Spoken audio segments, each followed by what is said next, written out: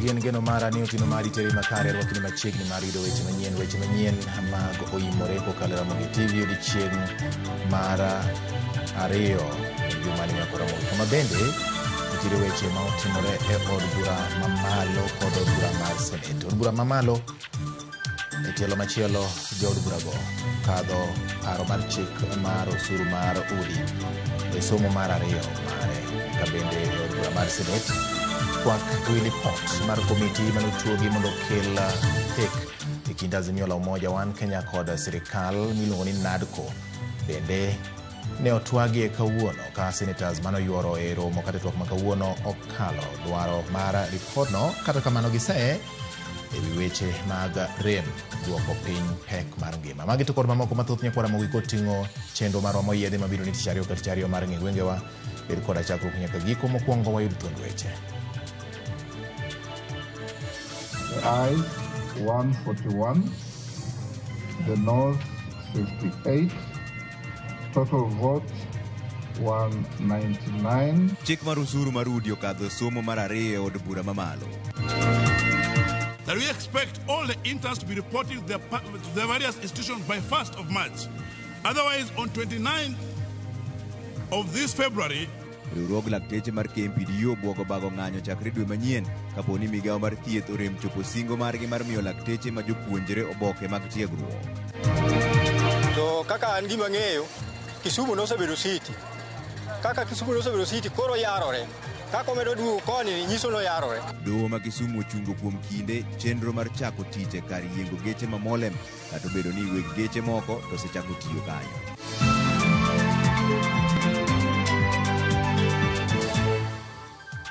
Nyako Ramogi Wilson Ochoka en jaloko marwa otieno ma kawuono kendo omi loko manemba e weche manyien mag OIMORE. Par ni nyatudri kodwa namba 3600 magin kata ma namba marwa mar ote machuok kata SMS. Ka bende iluwo weche kokalo Facebook mar Ramogi TV, YouTube kaachiel kod mbui mar X @Ramogi TV KE. Nyinga en George Bati. Od bura okalo somo mar ariyo mar paro mar chik mar osuru mar udi. Somono okelo ywaruok e kind kweth jood bura mag Kenya Kwanza kod mag Azimio la Umoja kata odoko ne ombulu ne oyango ni kwan jood bura 141 osiro paro mar chik mar osuru to maromo 58 nokwedo parono. Walter Nyambaga nigi ler mathoth. E kinde somo mar ariyo mar paro mar chik mar osuru e od bura, somo mane okelo wedeya kata odoko ni jo od bura maromo 141 ne osiro paro mar chik no ka maromo 58 to ne okwedo paro mar chik no motegno. In a division on second reading of the Affordable Housing Bill 2023, the results are as follows. The ayes 141, the noes 58, total vote 199, abstentions nil, so the ayes have it. Twak mar paro mar chik ne ometni ka ja od bura mar Riedo Tinda Molo to kod jatend kweth mathoth e od bura Kimani Chungwa dunyore wach ka otiende lero ni paro mar chik no orem nyondo piny owacho mag counties. It must be borne in mind that as national government is endeavoring to do all this, Schedule 4, Clause 18, and Schedule Part 1 and Part 2 makes it very clear that no matter how well-intentioned the government may be, housing still remains a county function,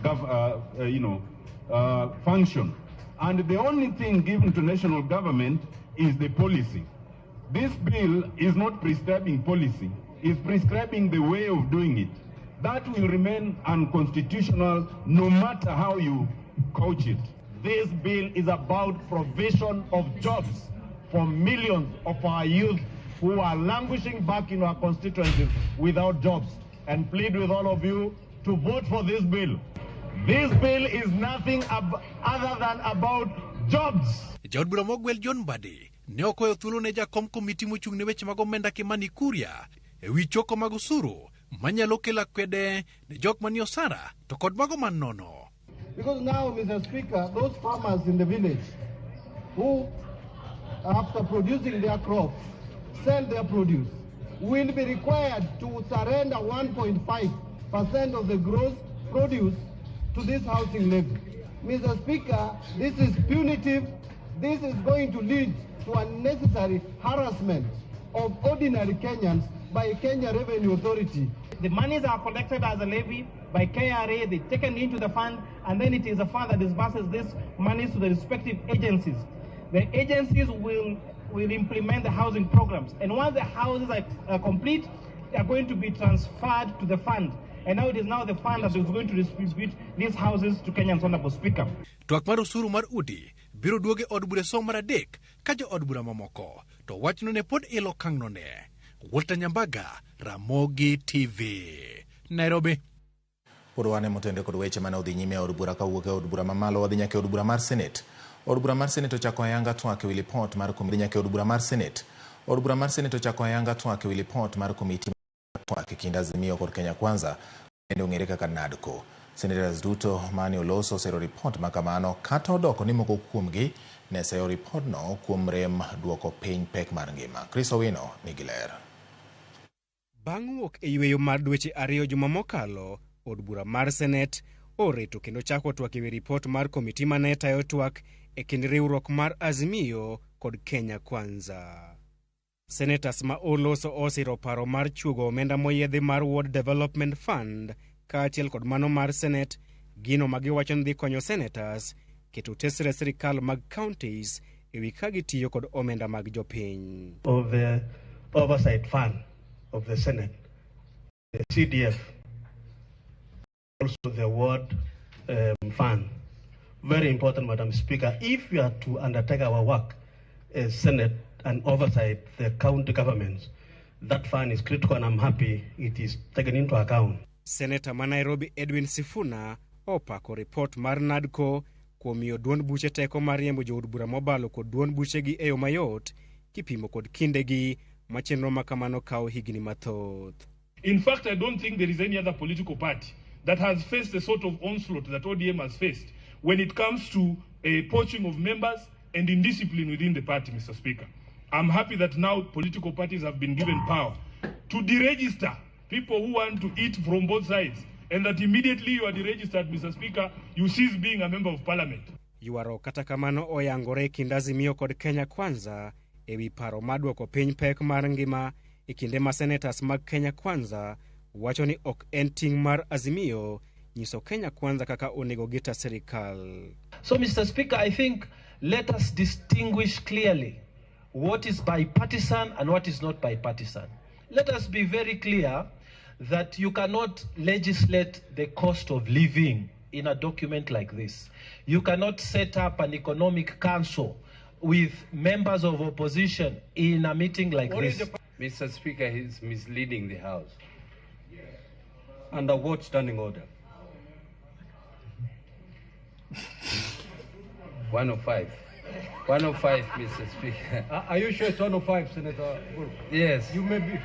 Mr. Speaker, he is misleading the House that the government is the one which introduces the taxes and sets the tax levels, that those who are in the opposition should wait until they are in government to set taxes.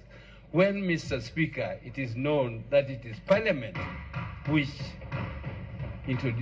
passes the taxes. It's Parliament which fixes the taxes, not the government. Senator Matana River Danson Mungatana okwayo senators mondo pod report makamano kaka yo mar chugo duol mochung' ne yiere pacho kae IBC e yo mapiyo. We in Tana River County have lost a member of County Assembly called Mr. Ndoeni, and we have wanted for the longest time, Mr. Speaker, to have a reconstitution of this IEBC. So, Mr. Speaker, I highly support it.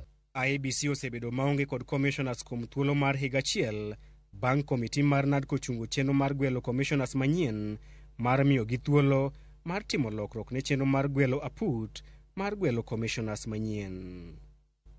Senators bende osiro paro mar chwalo nyime thuolo mar winjo bura makwedo yiero ma jatend piny kowuok e ndalo 14 nyaka ndalo 21.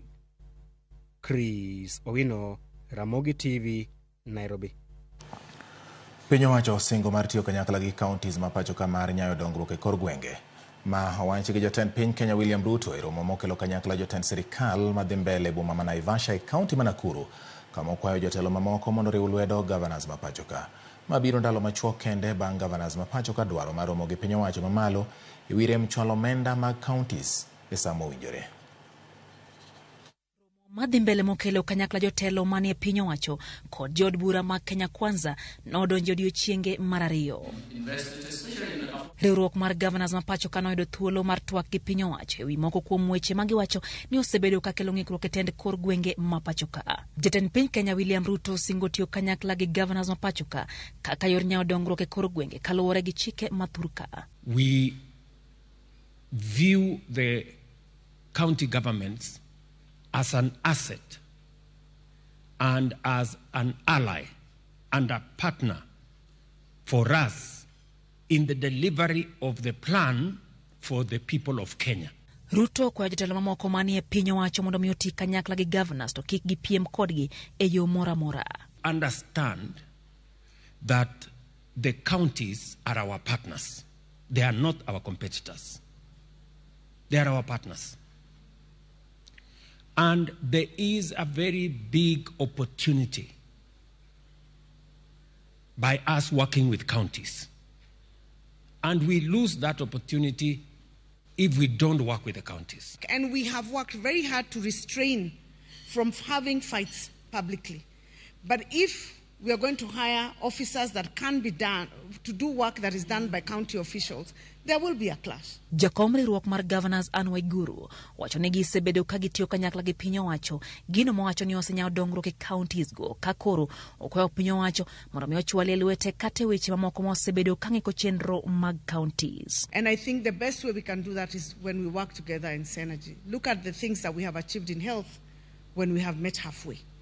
The things we've achieved with cooperatives when we have met halfway. If we can just do that with the few remaining ones, in agriculture and in health, I think we can go a long way than if we started push and pulling to replicate functions and duties that can actually be carried out better by the county governments. Ruto nyiso yie mare ni ochumi ma pachoka ntiere kama kare kendo ganda jo Kenya kik bed kod kibaje. Even in the management of debt, they have now made sure that there will be no time that Kenya will be expected to pay $2 billion in one go. There is no perception that will be created that Kenya is in danger. Because when you create that perception, you fuel a lot of speculation. And you end up with a kind of situation where we ended up with the dollar going all the way to 160. The market has understood the strategy. They are quiet now. Actually, we have no noise. And the noise in the exchange rate is actually the positive noise. That is, it is appreciating. Romo no mageto ketolai makare e chopo singo mag piny owacho kokalo kuom kitelo makare biro rumo chieng' tich adek. Lydia Okeo, Ramogi TV. Jatend bura mar Wiper Kalonzo Musyoka oseyo jatend piny William Ruto kuom siemo jood bura mag Kenya Kwanza mondo puodh chenro duto mag piny owacho e nyim od bura. Kalonzo wacho ni weche mag Ruto nyiso kido mar tend agoko ka olero ni jood bura onego mi thuolo mar golo pachgi ma onge chunogi nikech gin e duond jopiny kokalo kata jopiny makalo e midhiero mag pek mar ngima. Mabiro bang' Ruto chiko jood bura mag Kenya Kwanza mondo bi opuodh paro mar chik mar gero udi ma nengogi ogonyore chieng' wuok tich e kinde romo mar jood bura mag Kenya Kwanza. Kalonzo bende wuok tung' mosuo kod piny owacho mar Kenya Kwanza kuom keto tenge oganda mamoko e kinde ma gichiwo thuolo mag tije e bede migepe mag sirikal koting'o mano mar jolweny.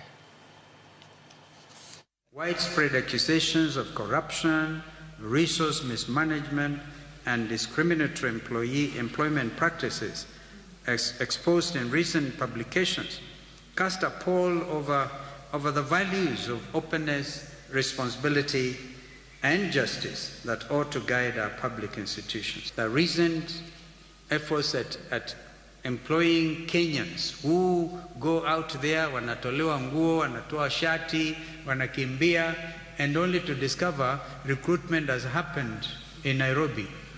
And kule kwa villages, there's nothing. And parents are there. That you want your child to become a member of the KDF, you have to part with 700,000 Kenyan shillings. That is how bad things are. Bad governance. high cost of living, we could not understand. We could not even agree. And I'm quite sure Kenya Kwanza coalition meeting here in Naivasha are themselves feeling it, but they don't want to say it. They don't want to say it because the chief executive tells them, you must toe the line. I got you elected. Riwruok mar lakteche mar KMPDU obogo mar bago ng'anyo chakre dwe manyien kaponi migawo mar thieth orem chopo singo margi mar lakteche ma jopuonjre obok mag tiegruok e osiptende ma pacho ka. KMPDU oseo sirikal kuom rem chiwo obokgo e kinde malach. Judith Omondi nigi mathoth. Timo tiegruok mar bedo laktar e pacho ka nyalo lal nono bang' rwako ogudu poni ok opuodhi kendo mi lesen mar timo tij thieth e pacho ka. Nyaka sani nitie kwan mar lakteche ma ok tin 1,000 ma ok nyal tiye kuonde thieth moro amora e pacho ka kata hoko ma hao higa achiel bang' sidho gi ogudu kaka lakteche ma otieko sombgi e mbalariany ma opogore e pacho ka. Ma midhiero ma ikelo nikech pok migawo mar thieth omiyogi barupe mar dhi e tiegruok e ute thieth kendo gikone miyo gi lesen ma yango gi kaka lakteche ma opuodhi. Akawo higni 8 mondo atiek digri mara. Onego bed ni wadonje ute thieth wakony jowa nikech mano e kaka kwambe koro wachiwo ne piny. Lakini ok wanyal timo mano ma ok watimo internship training. Internship training nyaka itim mar higa achiel koka iyud license. Kaka an sani dakati hospital no chaonge license nyaka dhi internship for 1 year e kanya tiyo lakini koro abudho 7 years of their twist onge gima timo dala koro na koyo mana sirikal mondo oyie giterwa internship mondo watiek piyo wayud license mondo wachiedh ji. Lakteche gi maromo 1,215 ne ochokore boma ma Nairobi e bwo riwruok mar lakteche mar KMPDU mondo mi gilalre wi kaka ginyalo yudo lesen kokalo e tiegruok e ute thieth. Thoth gi mane watwakgo koni rieko mane giyudo lal e pap kendo higni mathoth ma gikawo e mbalariany ok osenyago negi olemo kaka jopuonjre mane osomo matek. Jomoko nitie matiyo tije e puodho, nitie joma pod riembo peng, to nitie joma beta maonge gima gitimo, to wan gi nonro moromo tiyo ni jopiny. Gitemo nyiso wach ma universal healthcare, akia gima gimin by universal ka dakteche onge, niwach koro wabudho dala to knowledge dhi at waste. Kata yud mana opportunity. Samoro kata ka yudo tich matin mar research kamora wach ni timore Kilifi ok anya dhi nikech akia ni barupe gi gidhi wuok karango. We are supposed to be sustaining ourselves wajoma dongo. Ok arit janyuol na sani no chulna kuma dake, ok arit janyuol na sani ni opidha, ok arit janyuol na sani no nyiew na lewni. Jagoro maduong' mar KMPDU Dr. Daviatela mabende ne otelo e romoni koni gisetemo kaka riwruok mar lakteche twak kod migawo mar thieth ma ok osedewo winjruok maggi. Gichano chako ng'anyo giko dweni poni lakteche go ok oyudo barupe mag dhi chako tiegruok e ute thieth. We had an engagement with the Ministry of Health on 22nd of January where they said interns will be posted in February. We had engagement in January 22nd where they said interns will be posted in February. We also had another engagement last week Thursday, where they said interns should be posted and there was a blame game with the Treasury. Today we are saying that all the interns, the doctor interns, that is the medical practitioners, the pharmacists and the dentists, must get their letters for internship by 1st of March. That we expect all the interns to be reporting to their various institutions by 1st of March. Otherwise, on 29th of this February, we will all go to Ministry of Health to collect these letters. Ngur mar lesen mar lakteche biro e kinde mabende moko kuom lakteche counties ma opogore bogo chako ng'anyo nikech midhiero ma opogore kama oriwo osara kod okumba mar thieth. Judith Omondi, Ramogi TV. Jadolo Paul Mackenzie kaachiel kod achije wetene 94 orem miwuoro e doho winjo buchgi ma dhi nyime kaluwore gi midenyo kod nyosruok mar del bang' ng'anyo ne chiemo. Bang' chopo kodgi alwora mar doho ne ochuno apisas mag jela mondo jol moko kuomgi kagolo e nyamburko kendo keto kama oyiedhi e dohono ma Mombasa kama thothgi ne onyosore ma ok nyal kata mana bedo piny. Ne ochuno jang'ad bura Alex Idhuku mondo chopo mar neno gi kama ne oketgieno kaeto dok e doho mar dhi nyime kod bura ka jogo ma achijego to ne onge e doho. E burano Mackenzie gi Lange e bwo okil margi Wycliffe Makasembo dwaro ni mondo wegi thuolo kod bond e seche ma burano dhi nyime. Kamachielo kinde mag piny owacho to ne okwayo doho mondo mi kik wegi thuolo kod bond kaluwore gi kit ketho mapek mag nek ma itudo gi godo. Jang'ad bura Alex Ithuku nogolo chik mondo ter achijego e od thieth mar yango ngimagi bang' yangore ni dendgi ng'oyo nikech ng'anyo ni chiemo. Burano mar wach Rambun koro ibiro winji tarik 5 dwe mar adek mar higani bang' yudo lipot owuok kuom laktar.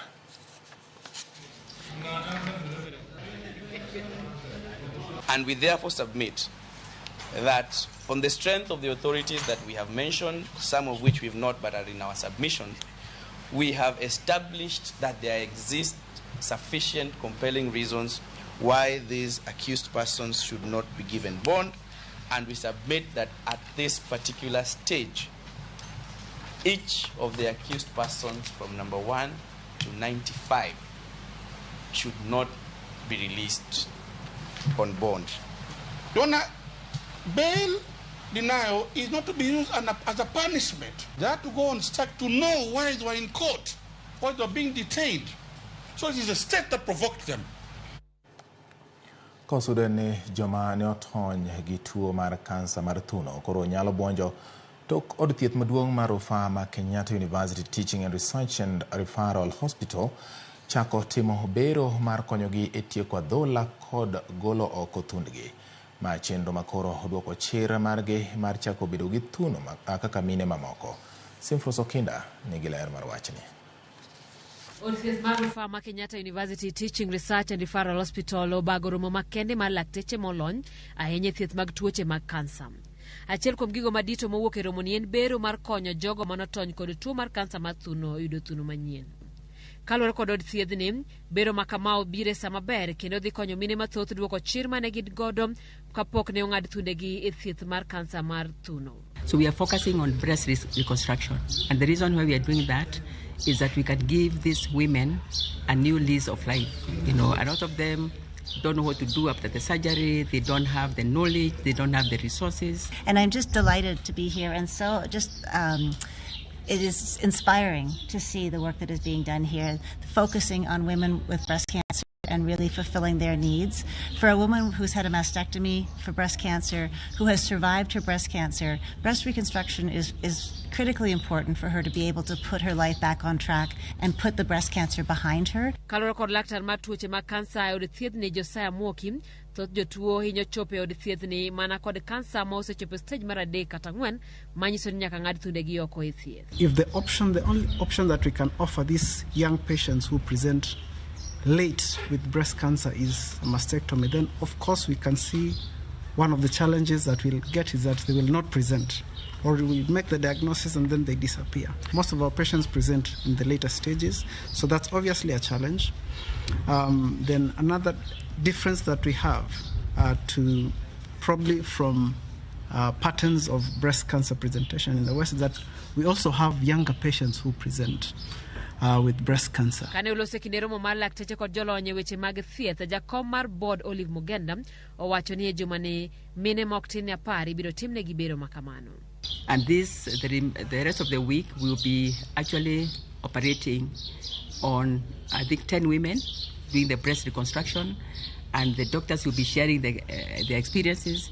We have some doctors who have more experience than the others from other regions. Od thieth ni koro kwayo kembe mag okumba mag thieth kod sirikal mondo kony jopiny kod chudo makamano ma nengo ne ong'awre, kowacho ni ok en bero mar ber kata cosmetic surgery, to mano mochuno e ngima ng'ato mondo konygi e chango chutho. Simfros Okinda, Ramogi TV. Nyakorobogi podwane motende kod weche mag neno ni oket kare chenro mag thiedho kata gayo tuo mar kansa. Kaunti ma Migori dhi nyime kod keto kar thiedho tuo mar kansa e osiptal maduong' ma Migori level 4 e seche ma oganda ojiw mondo mi oter nyithindgi manyiri manie kind higni 10 kod 14 e chanjo mar tuo mar kansa mamako dhod nyodo. Jojuma nigi ler mar wachni. Kaunti ma Migori achiel kuom kaunti e piny Kenya ma tuono mar kansa mamako dhod nyodo pod ni malo. Quarter manenen from September to December, Migori County was number 1 in the country, going by data mar jomanopim. Koro bing ni wapimo ji mang'eny, wayudo ka wayudo ji mang'eny bende. Migawo mar thieth e kaunti ma Migori osebedo ka keto kenge mopogore opogore mar kedo kod tuoni ma oting'o ji oganda mondo koro dhi e pim. The equipments monengo benitie center no already there's a procurement process madhi mbele ma I think in 1 or 2 weeks wadhi receive equipments go kwa receive to nitie two more steps. The first step and your National Cancer Institute onengo bi ma credit our facility ni en kamo center monengo beni offer cancer treatment. Apisa ma ochung' ne chenro mar kedo kod tuoni mar kansa e kaunti ma Migori Polo Lik wacho ni chanjo ma midhusi makelo tuo mar kansa ma idendo kaka human papilloma virus ma osebedo kadhi nyime e kaunti ma Migori koro kelo geno e kedo kod tuoni. Wasetemo matek ma chanjo ni wasetero ne nyithindo nyaka skunde ma anya wacho ni last month ma en January ne wa celebrate National Cervical Cancer Awareness Month. Mane within that month kende nwa chanjo nyithindo 14,000 gi wiye to wayudo ka wasebedo ka wa improve nikech target manomiwa gi national marwa as per our population and 91,000 girls ma age between 10 to 14 years. To naneno kaka last year ne wa hit 85% of that number. Oliko ji oganda mondo ne nyithindgi manyiri mantie kind higni 10 nyaka 14 okaw chanjo ni ma ichiwo nono kod piny owacho e geng'o tuono mar kansa mamako dhodno mar nyodo. Jomo chanji it reduces chance mar ng'ato mondo mi oyud invasive cervical cancer by almost 10-fold, meaning ni their chances of getting invasive cervical cancer reduces, and mane gima wadwaro. So chanjo ni wachuoyo in 2 doses, dose 1, then after 6 months we give dose 2. So dose 2 ema yudo ka wan pod wan gi challenges nikech yudo ka seche moko nwachuoyo e school, kidok e school seche moko school olor. E seche ma bende piny owacho mar kaunti ma Migori keto kenge mag kedo kod tuoni mar kansa, oganda ojiw mondo lok kit dak margi kaka yo achiel mar kedo kod tuo mar kansa. Tiere lifestyle ma we tend to eat foods man gi mo mang'eny, fruits wachamo matin, chumbi waketo mang'eny e ginene. Koro mago bende increase the chances. Tuo mar kansa en midhiero ma osekelo thoge mathoth mag oganda ka oganda mathoth bende osetiyo kod mwandu gi duto e thiedho tuoni mar kansa. Oganda ojiw mondo koro bed ka limo osiptende mar ng'eyo chalgi ka otende kod tuoni kinde ka kinde. George Juma, Ramogi TV, Migori.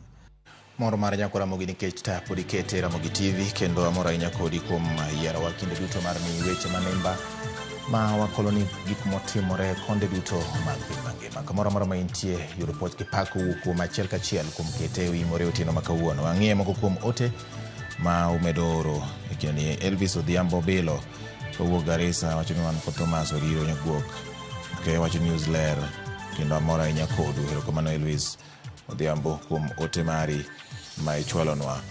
Kabina no Kaila Nadero nyar Bondo wacho ni tsunami OIMORE News Ler ndi pipeline ka and attend Kenya wani gwen tinde kore akura maol dhano yuak pile to ni jatend piny to onyenore kaka piny ber awuoro wachno.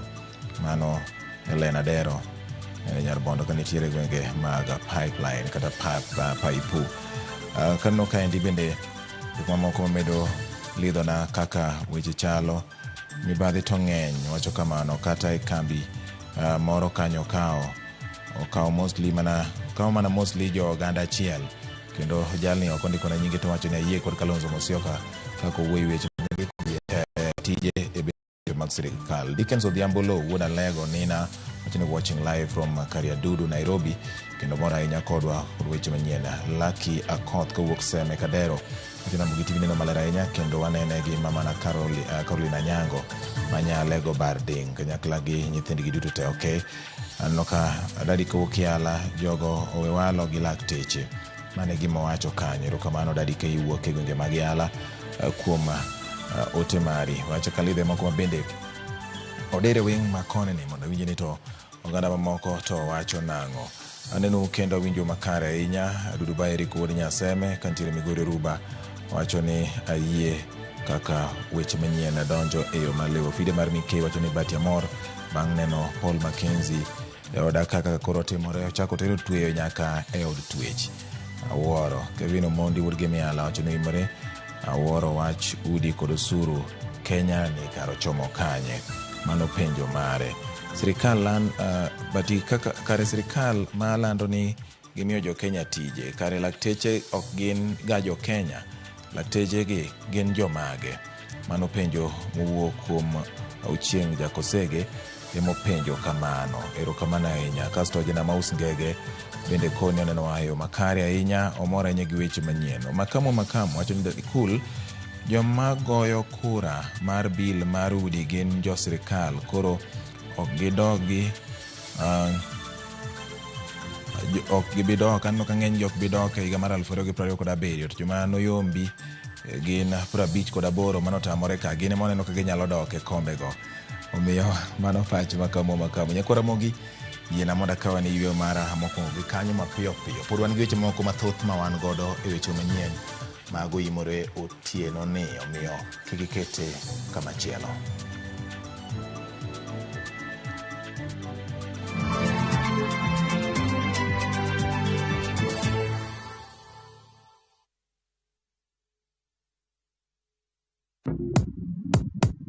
Mtu wangu, imagine kuna over 1000 ways to win on shabiki.com. Usimiss out. Pata multi-bet boost massive ya 1000% ukicheza on shabiki.com. Cheza sasa na shabiki.com na upate up to 1000% multi-bet boost.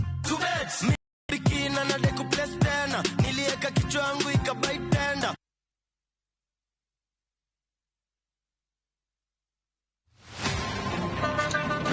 Tuanze kulipa kadi sasa, na kadi ni cashless. Umesema tunaweka pale? Na kwa ile namba. Mimi niko na cash. Nisaidie hiyo do, namba yako ya simu. Nakusota. Kain jawuoth mar matatu e safar machiegni kata mabor. Non kendo yang ni chulo fare mari kokalo e yor mbui. Non ane ka yudo receipt mari e simbi. Kama sira ujuki kendo idwaro ni ochuli gi kambi mar okumba. Receipt mari kata digital receipt eneno mari ma ibiro golo. Kain wuon matatu dwarore kokalo kuom okumba mari mondo ibed gi yore mag chudo kokalo e lony manyasani. Mondo matatu mari oyud okumba. Mambo ni digital. Tudri gi jal ma uso okumba mondo ing'e mathoth.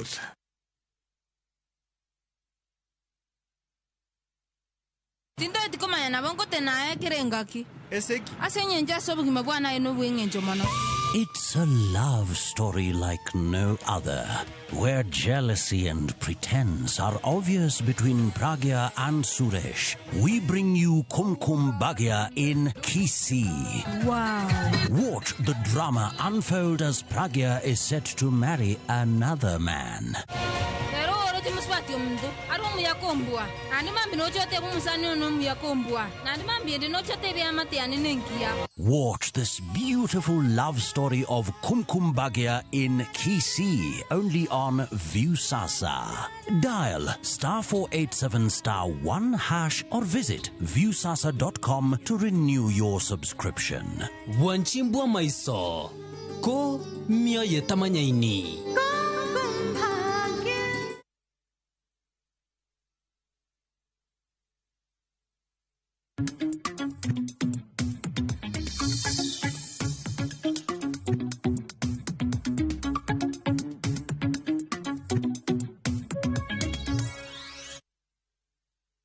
Machiegni kendo nyakora Ramogi bang' wuok e yweyo na wadhi nyime gi weche manyien mana singo ni pod odong' e weche manyien. Kaunti ma Siaya kokalo bad migawo mar pur okwayo jokanyo mawuok e piny mar India mondo mi oti gi jopur mag ochele ma Siaya mar bero kendo ting'o malo pur mar ochele.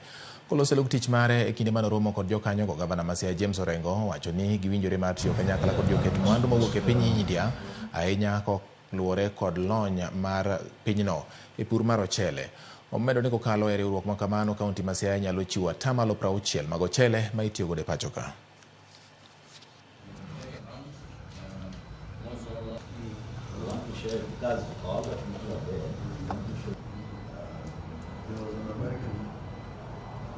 And hopefully we are going to translate this engagement into practical activity on the ground because we are told Siaya, together with the other Lake region counties, have got the biggest potential for rice, and we could grow up to 60% of the rice required by Kenya as a nation. And we want to go around the Sia country and also the entire lake area wherever it is possible in the next 1.5 days to see really how we will be able to do something for the rice cultivation. We have observed that Kenya is importing a lot of rice. By adopting our technology in Kenya, in future you need not to single grind. We have a vast land, we have manpower, we have knowledge. Maybe what we may be lacking is technology. What we have been shown in the video has showed us that if we have technology in terms of mechanization, then we can do more than 10 times what we are trying to do here. What we are doing here in terms of rice production is just peanut, it's just for subsistence. Ramogi ma Kisumu chungo kuom kinde chako tich mar karidho nyamburko ma Nyamasaria nyaka bi winj bura ma ochwele do kod kweth moro makoni chike makare ok noluw e daro weg nyamburko e karidho nyamburko manitie chuny boma ma Kisumu. Magitimore kinde mamoko kuom nyamburko ne ochako tiyo kod karidho nyamburko no kaluwore kod dwaro ma ne ogol kod tend boma ma Kisumu. Kata obedo ni doho ogolo chik makumo tiyo kod karidho nyamburko ma Molem Nyamasaria nyaka bi winj bura makwedo chenro no tarik 20 dwe mar adek. Nyamburko mating'o jowuoth ne ochako tiyo kod karidho nyamburko no ka moko kuom jopiny koni chenro no ochan e yo mong'ith. Kisumu nosebedo city. Kaka Kisumu nosebedo city koro yarore. Kaka omedo duogo koni nyiso no yarore. An amor kode nikech odhi kelo maendeleo e gweng'a kama antie kendo tich bo kelo machiegni. Nikech kaka wan jotuktuk ne watiyo ka wagolo ji Molem ka kwatero town to noduogo ng'ikore matin. Sani koro aneno ko odhi duoge wang'e kendo odhi bedo maber moloyo kaka ncha en chon. Geche moa South Nyanza route gi Nairobi nochako baro ka gi kwe kendo giloro abiria maber. Mabiria oyie olor mabiria kochopo to biro yudo ka we are well organized.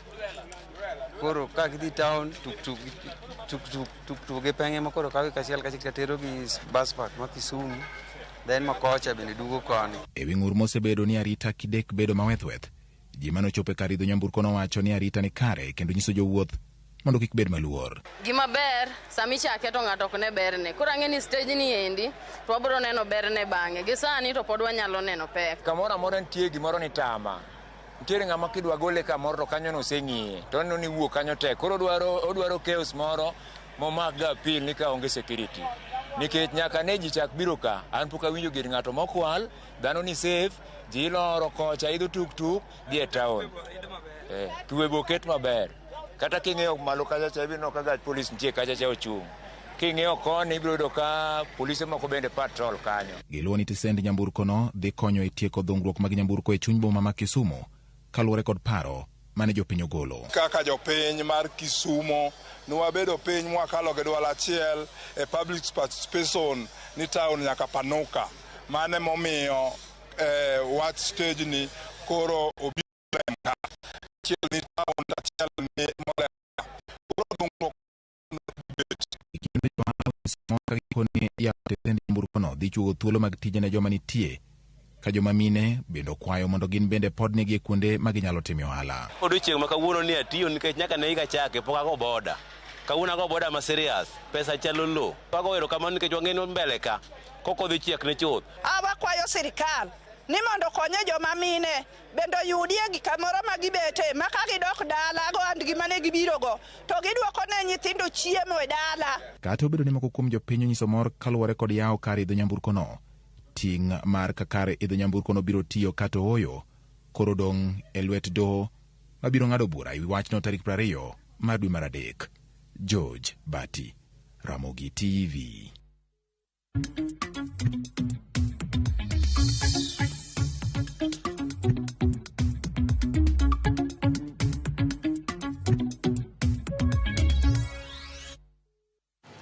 Ramogi koro ni wadonjo e kidieny mar ng'e gwengewa kaka nasingoni ni embene wan kode. Ramogi huma mar kit Mikayi osebedo kalandore kendo en kar limbe ma ng'ata molimo gwenge maseme dwaro ni ochopie.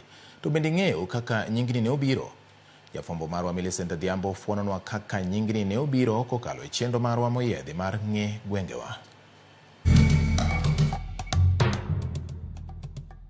Nyakwara Ramogi ndi chario manyien kendo arwakini machiegni e tielo machielo e chenro mar ng'e gwengewa. Nyakwara Ramogi kalapapla mar ng'e gwenge pod onyondore mana e kaunti ma Kisumu kaka wuono olwaro kama iluongo ni Kit Mikai mayudore e sub county Maseme. Machiegni mana kaka pile Nyakwara Ramogi wachaka nena gi paro mag jogo modak e alworani mondo ginyiswa ni ginto ang'o miyo giparo ni kae ne ochak ni Kit Mikai machiegni. Gimomiyo iluonge ni Kit Mikai, Kit Mikai tiende ni en dhako maduong'. Kit en na kidi to Mikai en dhako mokwongo e dala. To koro Kit Mikai nobiro kama. Ne nitie kwara miluongo ni Ngeso. An dhok lehunda mar Ngeso koro mar 9. Kwara ma Ngeso ni kane pok obiro kar kano obet kamoro ni lwak Sembo, lwak Koracha. Koro kanyo no obet e muda malach gi monde 6 mane ntirego. Koro bang'e to neno ka kidi ne neno chon gi kar kanyo ka sandi ne yendo pidho mang'eny. Koro bang'e no okawo safar mobiro mowuotho mochopo e kidi ni. Kane ochopo e kidi no ochopo e kidi ni tir kane obiro e ndara ni endi ndara kidi moro ma iluongo no Kido Barre. E kama nokwongo buore. Kobuoro kanyo to yudo kaka ne berne to biro go dala ne kama koro skul nitiere miluongo ni Ngop Ngeso kanyo. E od Ngeso ane ot maduong' miluongo ni Nyaura Nyochieng'. En dhako maduong', chi Ngeso maduong'. Koro ng'enyne Ngeso nohero budho e tie kidi ni kaka neno komoro welo ka wendo biro to koni kika kala rawa ne e kidi ni. Koro be ne kidi ni more kata nochako bedo nomore ko an kena Sembo. Pod ne more kata ne en kama kapo ni kata idhi dala midhi manyi jaduong' ni kanyo. Jaduong' ni kama kache. Bang' winjo paro mopogore kaka jogweng' lieko e wi nying mar Mikai, we koro wayudo adieri kod wach kotenore kod kuma Kit Mikai nowuoke kowuok kuom jaduong' Obuyu Ngeso. Gima miluongo ni Kit Mikai en ma. Nitie jaduong' manobiro kama niluongo ni Ngeso Kosanjo. Ngeso Kosanjo ni kane ochopo ka to nowuotho modonje koka ne onge ng'ata kata achiel. Ko nowuotho modonjo nyaka e kidini. Mono ka kidini kuonde ge moko tie machalo udi. Kae nobedo ni maber mano ng'ad nodak ka. Kane owuok oko nodhi ogede sikul moro ukadho ka ni Ng'op Ngeso Primary School. Kane pok ogero sikul oger e dalane ema ne omiyo chak sikul ni Ng'op Ngeso Primary School. Kane osetho nitie kama noike yien moro tie miluongo ni ng'ow. Koro mane ma kane igero sikul e dalane to iluongo ni Ng'op Ngeso Primary School. Kata kane odhi ogedo kanyo wiye nokowil gi kidini. Piny ne rwaro to ka okome manyalo biro ka. Odiochieng' mangima norieri ka. Jodongo wete kane odhi lime dala ni kucho kopenjo mine ni jaduong' nitie jaduong' to onge. To odhi kanyo. Ni jaduong' no mana ni te kidini. Jaduong' no hero kidini mana ka chiege ma Mikai. Bang'e jodongo nobedo piny mopenjore ni kidwa luongo nang'o. Jogi nong'ado ka wach kaluwore kaka kidini ma jaduong' hero kaka chiege maduong'. Kidini oluong ni Kit Mikai. Koro kidi en kidi gi dholuo, Mikai be dhako mikwongo kendo gi dholuo. Ma ema nokelo nying mar Kit Mikai. Nyakwara Ramogi, ma e achiel kuom gigo kata timbe kata weche ma Kit Mikai ong'ere godo to kopogore kod mano alam ma bende ranyisi ne nie toka kaendi. We koro wawinjane moko kuom gigo ma Kit Mikai medo landore godo. Kit Mikai ni en gi hono maduong', en gi pie iye ka ma kichiko to kata ka wi bari tiluoko go wi to wi kwe mana sechego. Kata ok inyuol to nyaka Nyasaye nyaka miye nyathi achiel. Mano hono ma en go. Mosetimre kata waseneno ka. Kit Mikai ka kini tedo kibiro ka to nyaka go tenga to nyaka igwe. Mikaile kiringe no kata kumba, Mikaile kiringe no kata to jowi dako ko donje iye ka mogo tenga.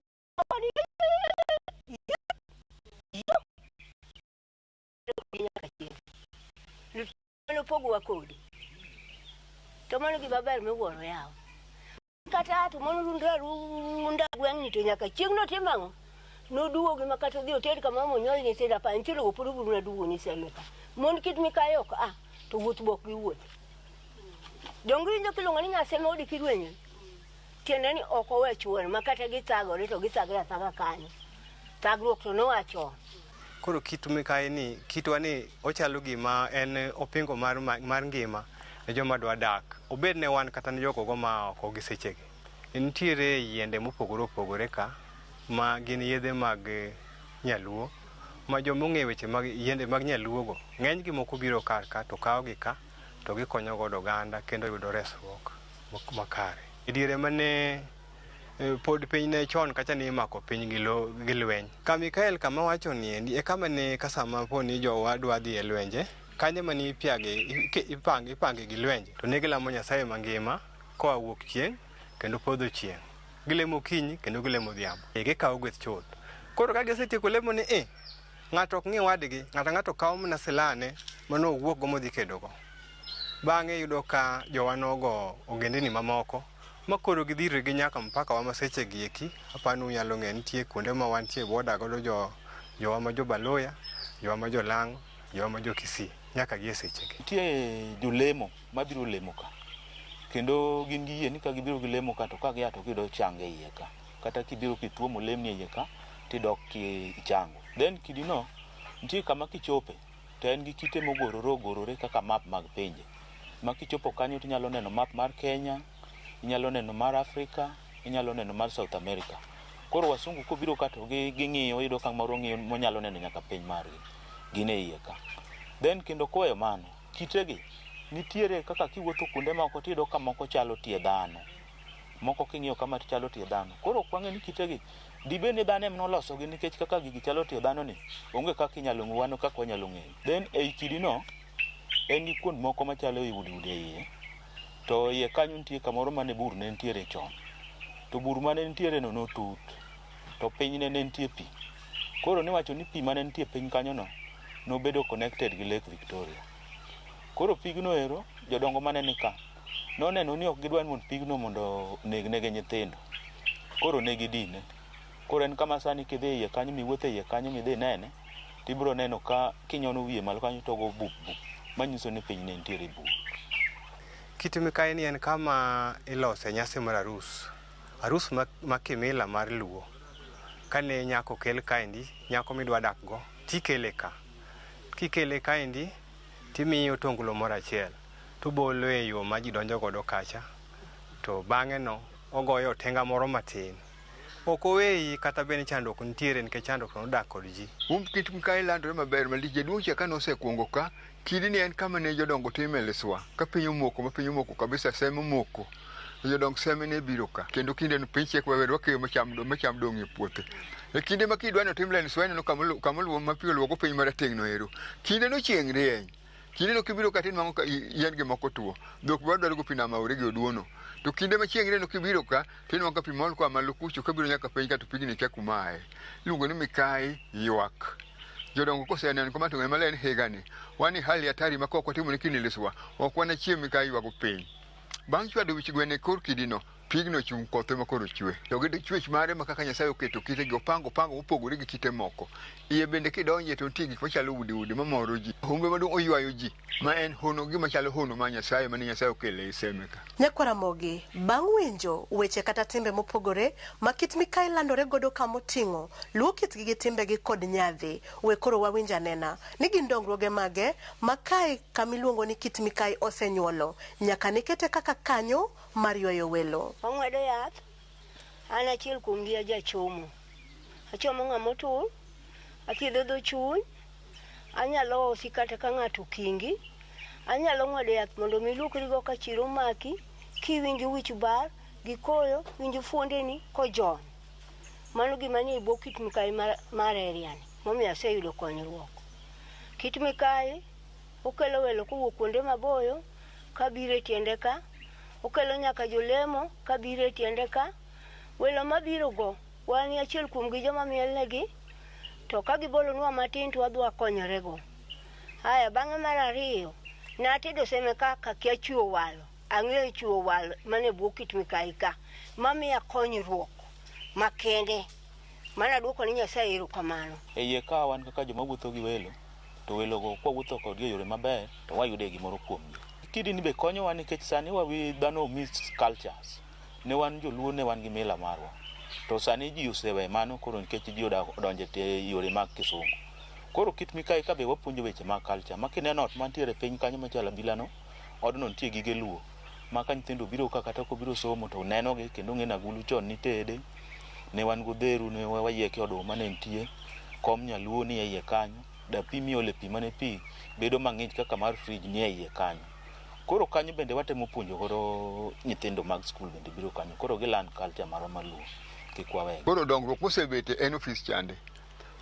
Nikech pesa maka pesa koro ing'ade koro ichule kidonjo. Chon idonjo nono.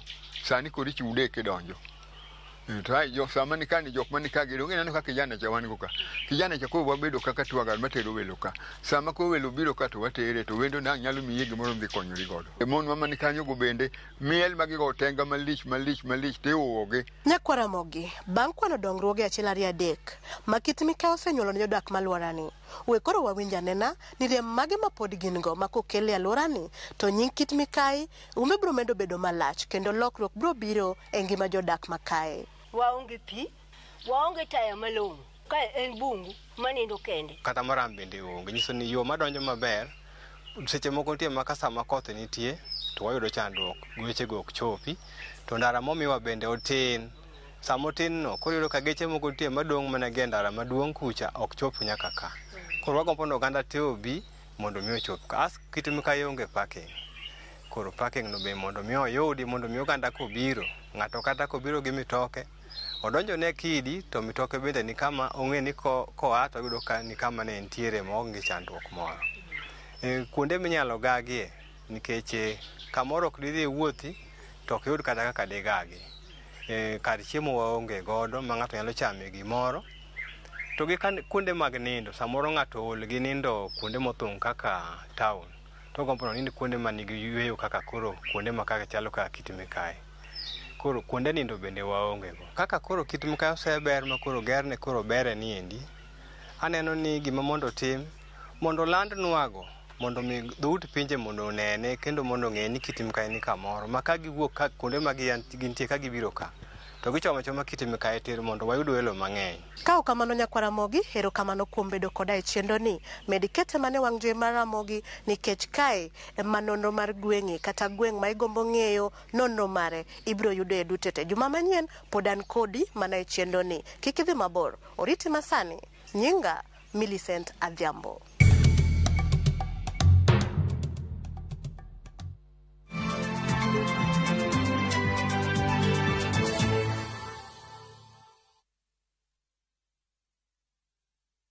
No money? No problem. Travel now, lipa later. Na View Travel. Masai Mara or Amboseli, 3 days from 14,500. Savo, 3 days from 22,000. Mombasa or Diani, 3 days from 16,500. Malindi or Watamu from 25,500. Dubai, 5 days from $650. India, 6 days from $830. Thailand, 5 days from $1,190. Santorini or Mauritius, 5 days from $1,160. Maldives, 5 days from $1,799. Bali, 5 days from $2,000. View Travel, dream, explore, discover.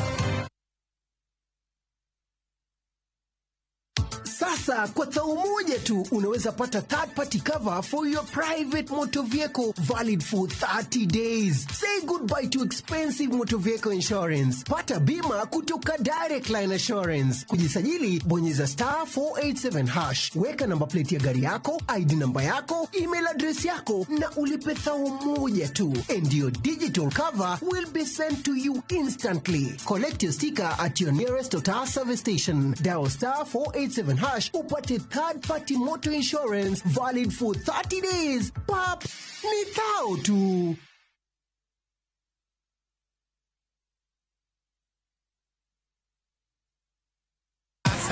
Win big in seconds. Aviator Shabiki.com inakupa the biggest multiplier in Kenya. Shinda up to 50,000 times your stake. Yani ukiweka stake ya 100 bob, ndege ipeperuke, unashinda 5 million within seconds. Na ndege pia ikifly away, Shabiki.com inakupatia 5% refund ya stake yako kila siku. Usikubali kulose. Changamkia Aviator on Shabiki.com. Not for persons under the age of 18. Shabiki.com is authorized and regulated by BCLB license number 587.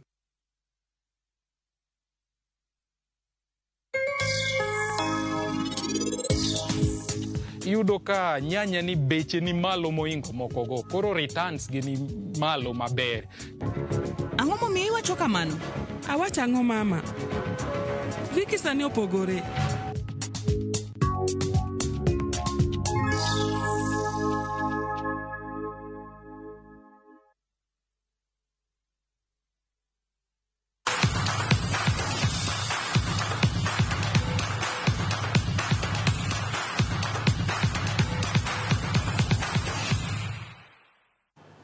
Machiegni kendo nyako Ramogi odonjo weche mag tuke kama kwan omenda ma ilaro e piem mar Shabiki Super Jackpot omedore kendo chopo omenda maromo siling $6,000,000 ka joloch adek mag bonus mar Super Jackpot omiyo omenda moingo siling 850 jumani.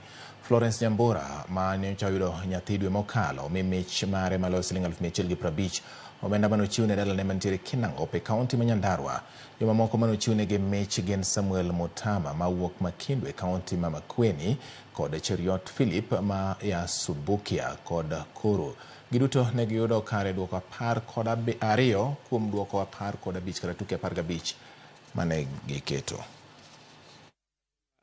Hata wao watajaribu. Unajua kuna wale hawajasajili lakini nikamsajili akasema pia ataanza kucheza. Nataka kumalizia nyumba na kuna kabiashara nilikuwa nianzishe. Inaitwa Shabiki Super Jackpot. Saa hii imefika 6 million. All you have to do ni uende kwenye www.shabiki.com, angalia Super Jackpot, wekelea game zako na utegee. Ukipata 12, 13 ama 14 uko ndani ya bonus. Ukipata 15, 6 million your way. Pengine ni utakuwa hapa. Pesa iko, check iko, ni jina yako tu imebakia. Jotugo manotimo maber e higa mar 2023 ibiro sedi tarik 1 dwe manyien e kar budho ma Kenyatta International Conference Center e piem mar Soya Awards mane ochwal kinde mokalo. Piem mar Soya Awards noyudo sir mar omenda maromo $6,000,000 kuwuok kuom kembe gi bede migepe mag sirikal e nyasi manotelie gi jachak piem ma kama Paul Tergat.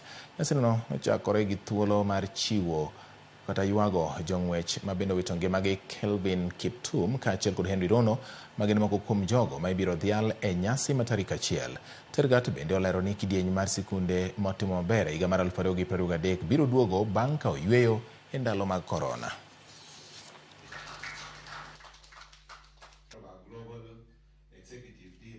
As a country, the role and contributions of our athletes to every facet of our national life need no emphasis. What, in fact, we should be asking ourselves should be, what and how much have we done for this great sportsmen that we have? I've been traveling around the world for many years, putting on those shoes as an elite athlete, but I want to assure you that everywhere that you go, because of what our sportsmen are doing, I believe our sportsmen are our national assets. Kanana Mudhomi ntieke thuolo mokwongo gi points 72 e kidieny mar jotugo ma higni kindigni 11 ga 12 e tuke mag US Kids Junior Golf Tournament manobagi alap ma Limuru Country Club.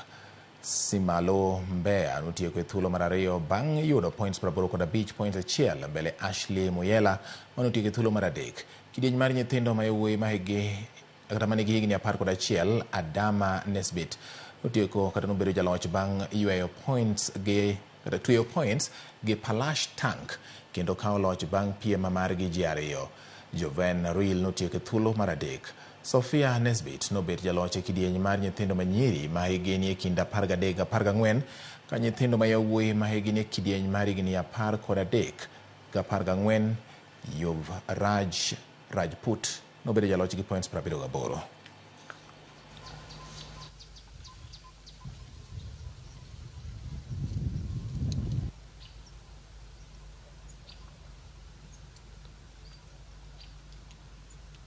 Club mar Manchester City rakore gi Brentford otieno ma kawuono e tuke adhula mag lig maduong' mar piny Ingresa ka nyaka sani club no mitayo kod kocha Pep Guardiola nitiere thuolo mar 3 points 4 tok Liverpool momako thuolo mokwongo.